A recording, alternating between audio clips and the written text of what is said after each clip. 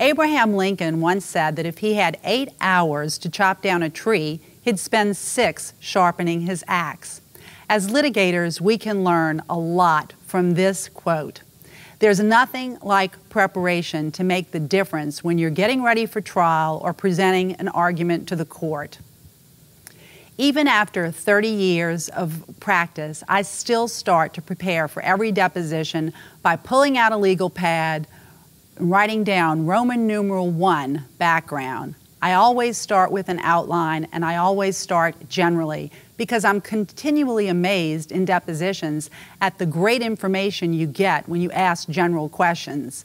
So I start with questions like the witness's work history, his education, and that sort of thing.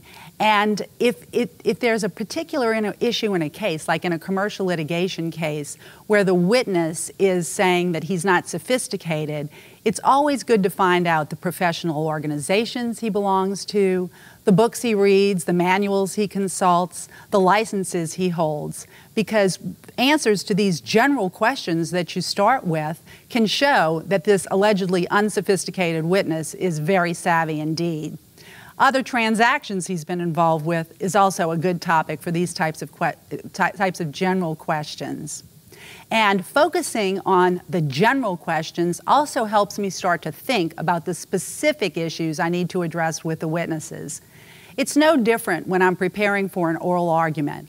I start my outline with topics that I think that the court may ask during the oral argument.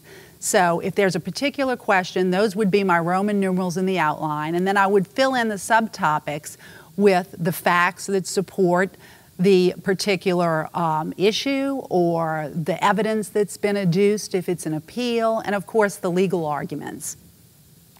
But perhaps the biggest benefit to come from starting with an outline, whether you're preparing for a deposition or you're preparing to present your case to the court or the appellate court or whatever you're doing, is the feeling of being prepared.